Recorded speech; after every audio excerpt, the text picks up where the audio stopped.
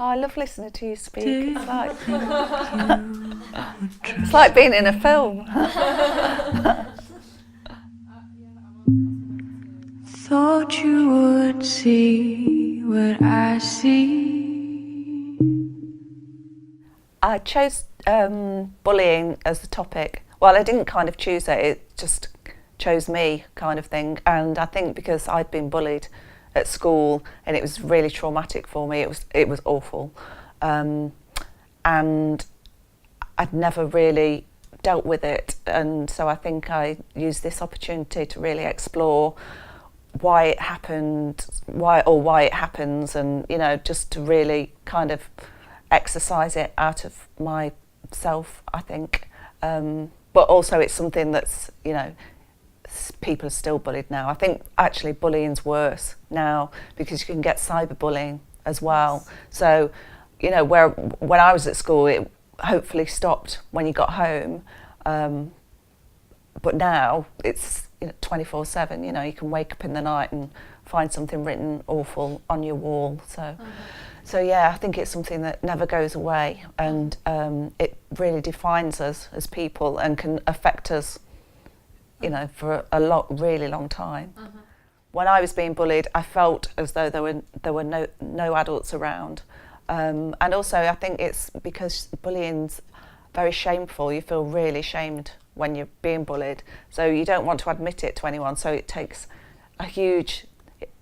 it would be a huge thing to go and find an adult and talk about it, and then of course that can cause more bullying if people know that you've been talking to adults. And so I think it's more to do with that's how it feels like, even if there are adults. I mean, there are teachers in the school in the film, and I'm sure Iona could have gone and talked to one of them and they would have helped. But I think because of shame, then you keep it quiet. And I think also the teachers perhaps aren't aware that sometimes there's bullying going on because it's so hidden, especially with girls. I think girls are really great at subtext and it's more sneaky, whereas a boy, will just come over and thump you and it's over. I think girls, it can go on for a lot longer and it's very hidden and more sneaky. I think we're much cleverer than boys. Yeah. We all have to create this mask, especially at school, I think, and it's all about survival. And so I think hopefully the film isn't completely black and white with goodies and baddies. I think hopefully it shows different shades, and I think it's the pressure. I think it's to do with the pressure of being a young woman. I think Gavin, my producer, suggested somebody else, and I watched a YouTube clip and then saw Joanna, and I said, oh, actually I like her, and he said, oh, that's Joanna Scanlon. And then I watched a YouTube clip of her being interviewed on the red carpet for something else, and just the way that she was listening, and she got this intensity behind her eyes, and she was listening to every little bit, and but she got this unpredictability as well, that I was like, God, I want to watch you, and I don't know which way you're going to go. I don't know whether you're going to smile and answer the question nicely, or you're going to snap. So she was my number one, and then I met her and we got on great. She loved the script. And then I came to Lily, and I saw her face, and I thought, oh, she has got an interesting face. I thought she looked like a beautiful rare salmon.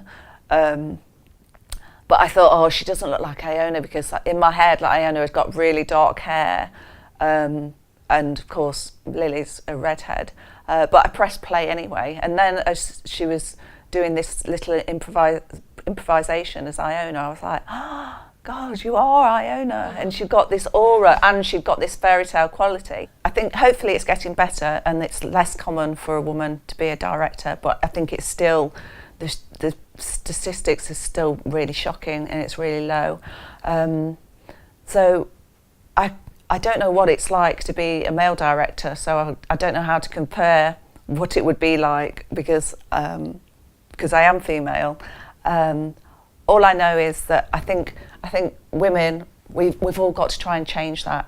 So I think that's why I try and encourage girls and young women to have a go, because I think as women we can talk ourselves out of these things because it's a bit scary. So I think, so hopefully by making films ourselves now, we'll change it for the future. And I do think that the male narrative is a bit tired and people are bored with it. And I think women, we've got different stories to tell, and we've got different.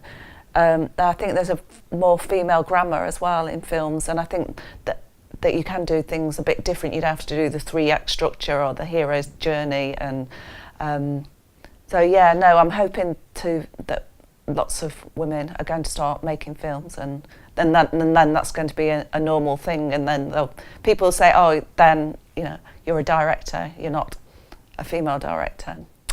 I want to write a kind of horror nightmare film about a woman who's got postnatal depression, because I think that it lends itself to the horror genre, and I think it's a subject that I have postnatal depression, and I think it's such a lonely and still taboo subject, but I think it's because of the nature of it and how terrifying it is, and there's a lot of hallucination and psychosis, and I think it's a subject that really lends itself to horror, and I don't think I've ever seen a film about postnatal depression because, well, I don't know, because maybe because men have been making the films and they're not interested, or they're not, it's not a subject that men are drawn to, but yeah, so I can't wait to get my teeth into that one.